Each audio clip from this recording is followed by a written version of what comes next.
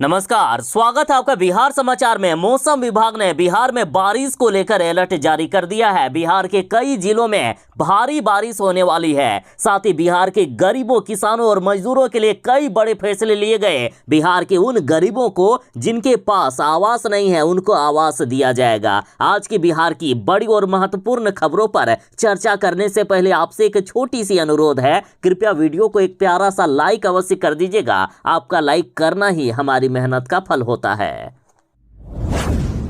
नीतीश और तेजस्वी की सरकार ने गरीबों के लिए सबसे बड़ी घोषणा कर दी है। देखिए, उन सभी गरीबों को जिनको अभी तक आवास नहीं मिला हो, चाहे पीएम आवास योजना के तहत या अन्य किसी भी योजना के तहत, तो उन सभी गरीबों को बिहार सरकार अब अपने खर्चे पर सीएम आवास योजना के तहत आवास देने का काम करेगी। और बड़ी खबर है कि 80 करोड़ रुपए खर्च कर सीएम आवास योजना से बेघरों को मिलेगा घर। देखिए, बिहार सरकार ने बड़ा फैसला कर लिया है। मुख्यमंत्री ग्रामीण आवास योजना के तहत राज्य में कुल 6560 आवास का निर्माण होगा। किस जिले में कितने आवास बनेंगे ये भी तय कर दिया गया है। सबसे अधिक गया, गोपालगंज, जमुई, कटिहार, नालंदा, सहरसा, शिवहर व सिवान में इस योजना के तहत आवास का निर्माण होगा। सरकार ने कहा कि किसी भी जिले में 100 से कम आवास का निर्माण नहीं होगा। पीएम आवास योजना से वंचित रह गए लाभुकों को इसका लाभ मिलेगा और इसे लेकर कुल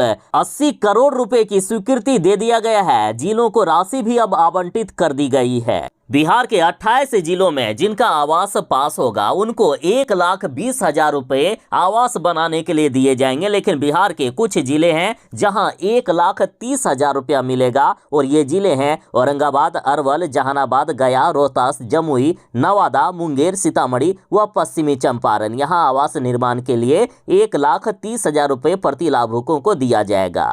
मुख्यमंत्री नीतीश कुमार जी और तेजस्वी यादव ने कहा है कि बिहार के गरीब, आप चिंता ना करें। यदि आपके पास आवास नहीं है, आपका आवास नहीं बना है, तो बिहार सरकार हर हालत में आपको आवास निर्माण करके देगी और इसी साल दिसंबर तक ये लक्ष्य पूरा कर लिया जाएगा। मौसम विभाग ने बिहार वालों के लिए पूरे बिहार में खतरनाक बारिश का अलर्ट जारी कर दिया है। मौसम विभाग का कहना है कि पूरे बिहार में बारिश होने वाली है और अगले 4 से 5 दिनों तक बिहार में लगातार बारिश का अलर्ट जारी किया गया। और आज की बात करें तो आज बिहार के 10 जिलों में भारी बारिश होने वाली है। बाकी के जिलों में मध्यम दर्जे की बारिश का अलर्ट जारी किया गया। आज बिहार के जिन जिलों में भारी बारिश होगी वे जिले हैं कैमूर, रोहतास, औरंगाबाद, गया, नवादा, बक्सर, भोजपुर, जमुई, बांका और भागलपुर। मौसम विभाग ने कहा कि कैमूर, रोहतास, नवादा एवं गया जिले के कुछ स्थानों पर तो अति भारी बारिश होने वाली है। साथ ही बिहार के इन जिलों में येलो अलर्ट जारी किया गया है। ये जिले हैं पूर्वी चंपारण, पश्चिमी चंपारण, सिवान, सारण, गोपालगंज, सुपौल, अररिया, किशनगंज, सहरसा, पूर्णिया, सीतामढ़ी, मधुबनी, मुजफ्फरपुर, दरभंगा, वैशाली, शिवहर, समस्तीपुर, भागलपुर, बांका, मुंगेर, खगड़िया, जमुई, पटना, नालंदा, शेखपुरा, नवादा, बेगूसराय, लखीसराय, जहानाबाद। बारिश के साथ लगभग बिहार के सभी जिलों में वज्रपात और तेज आंधी तूफान का भी अलर्ट जारी किया गया। मौसम विज्ञान केंद्र पटना ने तो प्रेस विज्ञप्ति जारी करते हुए लोगों को सावधान किया है। कहा है कि इस दौरान नदियों के जलस्तर में वृद्धि होगी। साथ ही भारी बारिश से जान माल एवं पशु की भी हानि होने की संभावना है। शहरों के निचले स्थानों में जल जमाव होगा। आंधी वज्रपात से खड़े फसलों एवं फलदार वृक्षों को भी नुकसान होगा। झुग्गी झोपड़ी, टीन और कच्चे मकानों को भी नुकसान होने की संभावना है। बिहार वालों के लिए बड़ी खबर है। पशु एवं मत्स्य संसाधन विभाग की तरफ से अनुसूचित जाति, अनुसूचित जनजाति और अति पिछड़ा वर्ग वालों के लिए सरकार ने बड़ी योजना लेकर आ गए हैं। देखिए, यदि कोई मत्स्य कृषक अपने यहाँ रेयरिंग तालाब का निर्माण करवाना चाहता है तो सरकार उनको पैसे देगी ताकि वे रेयरिंग तालाब का निर्माण करा सके। रेयरिंग तालाब के साथ बोरिंग पंप सेट का अधिष्ठान, मत्स्य इनपुट शेड का निर्माण, यांत्रिक एरेटर आदि सभी तरह के यंत्र दिए जाएंगे ताकि किसान अच्छी तरह से मछली का उत्पादन कर सके। देखिए, इस योजना के अंतर्गत रेयरिंग तालाब कहने का मतलब है जो बड़े तालाब होते हैं उससे थोड़ा छोटा तालाब जहां मीडियम आकार के मछली का पालन होता हो। सरकार के अनुमान के अनुसार यहाँ 10 लाख रुपए प्रति एकड़ का खर्चा आता है, जिसका 70% सरकार की तरफ से अनुदान मिल जाएगा। शेष राशि लाभार्थी के द्वारा अथवा बैंक ऋण से लिया जा सकता है। यानी लगभग 7 लाख रुपए सरकार की तरफ से मिलेंगे, बाकी पैसे आपको देने होंगे या फिर आप बैंक से ऋण भी ले सकते हैं। यदि कोई मत्स्य कृषक अपने यहाँ रीरिंग तालाब का निर्माण करवाना चाहते हैं, बाकी सारे तरह का सेट लगवाना चाहते हैं, तो आपको ऑनलाइन आवेदन करना होगा। ऑनलाइन आवेदन करने के लिए बिहार सरकार की ऑफिशियल वेबसाइट fisheries.bihar.gov.in पर जाएं या फिर state.bihar.gov.in पर भी जा सकते हैं। आवेदन करने के लिए अंतिम तारीख 30 अगस्त तक रखा गया है। 30 अगस्त से पहले कृषक आप आवेदन कर सकते हैं। बिहार के किसानों के लिए नीतीश सरकार ने बड़ा फैसला कर लिया। देखिए, कम बारिश वाले क्षेत्रों में सिंचाई की व्यवस्था की जाएगी। मुख्यमंत्री नीतीश कुमार जी ने आदेश दे दिया है। मुख्यमंत्री नीतीश कुमार ने अधिक से अधिक क्षेत्रों में सिंचाई की व्यवस्था कराने का निर्देश दिया ताकि किसानों को खेती में सहूलियत हो। बिहार में काफी कम बारिश हुई है, इसके कारण उत्पन्न स्थिति को ध्यान में रखते हुए सिंचाई के लिए जो भी जरूरी और उपयोगी कार्य हैं, उस पर त्वरित कार्यवाही करने को कहा है। साथ ही मुख्यमंत्री जी बोले कि ये सुनिश्चित हो कि पूर्व से चलाई जा रही सिंचाई योजना पूर्ण क्षमता से कार्य करे। साथ ही मुख्यमंत्री जी ने कहा है कि नहरों की सफाई पर भी विशेष ध्यान दिया जाए। मुख्यमंत्री जी बोले कि हर खेत तक सिंचाई का पानी पहुंचाने के लिए लक्ष्य के अनुरूप तेजी से काम करें और पहाड़ी क्षेत्रों के निचले भागों में जल संचयन क्षेत्र विकसित करें। साथ ही कहा गया कि किसानों को कृषि कार्य हेतु डीजल अनुदान उपलब्ध कराने के साथ साथ सिंचाई कार्य हेतु पर्याप्त विद्युत आपूर्ति की जा रही है। हम लोग का उद्देश्य है कि किसानों को धान रोपनी में कोई परेशानी ना हो। किसानों के हित के लिए सरकार को जो भी करना पड़े, सरकार वो कार्य करने को तैयार है।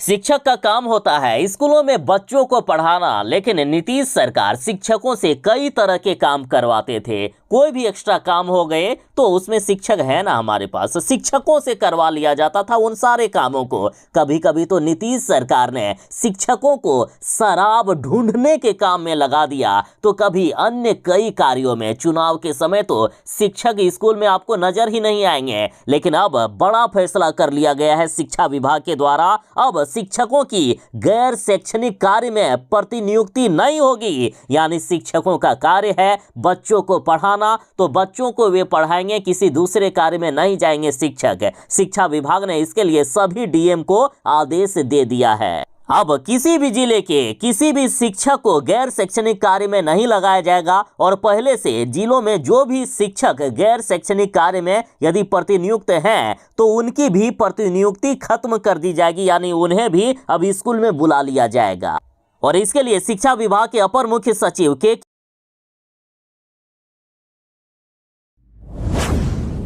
बिहार में पहली बार मिड डे मील का होगा social audit. Mid day meal के तहत बच्चों को ठीक से खाना खिलाया जा रहा है नहीं, या फिर कौन कौन सी दिक्कतें आ रही है, बच्चों को जो सुविधाएं मिलनी चाहिए वो मिल रहा है कि नहीं मिल रहा है, ये सब सारे कुछ का जांच होगा। 5 अगस्त से लेकर 9 अगस्त तक चलेगा अभियान और जो भी गड़बड़ी करते हुए पकड़े जाएंगे उनके खिलाफ कार्रवाई की जाएगी। देखिए, 5 अगस्त से 29 जिलों की 63 पंचायतों के 820 स्कूलों में सोशल ऑडिट के दौरान गड़बड़ी पर दंडात्मक कार्रवाई की जाएगी। इसमें जायजा लिया जाएगा कि बच्चों को प्रतिदिन गुणवत्तापूर्ण भोजन मिलता है या नहीं, साफ सफाई कैसी रहती है, और इसके लिए बच्चों और अभिभावकों के साथ ही स्थानीय लोगों से भी विस्तृत जानकारी ली जाएगी। उसके बाद ऑडिट की टीम रिपोर्ट सौंपेंगे और इसकी जिम्मेदारी ग्रामीण विकास विभाग की सामाजिक अंकेक्षण सोसाइटी को दी गई है।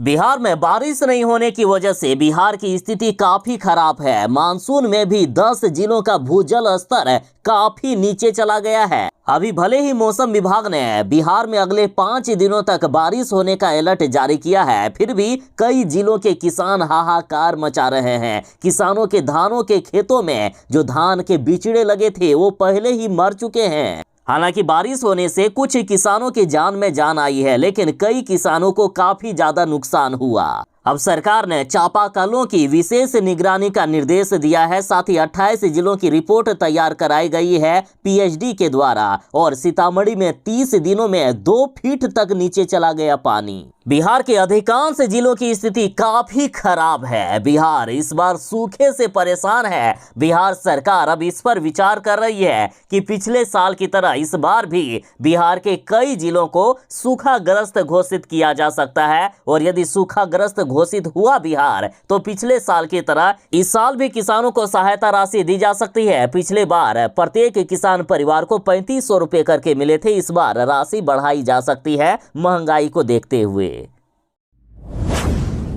पटना वालों के लिए बड़ी खबर है। पटना के 7 प्रखंडों में लगेंगे मनरेगा पार्क। देखिए 1 एकड़ से भी अधिक क्षेत्र में विकसित किया जाएगा एक पार्क। बच्चों के खेलने की भी इसमें व्यवस्था होगी और इसके लिए कई तरह के उपकरण लगाए जाएंगे। पटना जिले के 7 प्रखंडों में मनरेगा पार्क बनाया जाएगा। शहर के पार्कों की तर्ज पर ग्रामीण इलाकों में पार्क विकसित करने की तैयारी है और इससे ग्रामीण सुबह और शाम टहलने के साथ स्वास्थ्य का भी लाभ ले सकेंगे। जिन प्रखंडों में ये पार्क लगाए जाएंगे उनमें से है अथमल गोला, दानापुर, दुल्हिन बाजार, घोसवरी, मोकामा, नौबतपुर और फुलवारी शरीफ। अब दिल्ली की तरह राजधानी पटना के भी पुल पुलियों को सजाया जाएगा। पटना के पुल रंग बिरंगे रंगों से होंगे जगमग। देखिए राज्य में पहली बार जेपी गंगा पथ पर लाइटें लगेगी। बड़ी खबर है, बिहार में पुलों पर दिल्ली की तर्ज पर रंगीन लाइटें लगाई जाएगी। जेपी गंगा पथ पर पहले चरण में 2 किलोमीटर तक इसे लगाया जाएगा। तो वहीं जेपी गंगा पथ के दीघा से गायघाट तक लगभग 12 किलोमीटर में लगी लाइटों के खंभों पर तिरंगे जैसी एलईडी लाइट लगेगी। इन दोनों लाइटों के लगाने का कार्य इस सप्ताह से प्रारंभ भी कर दिया गया है। कुछ इस तरह से बिहार के पटना के पुल रंगीन और जगमग दिखेंगे।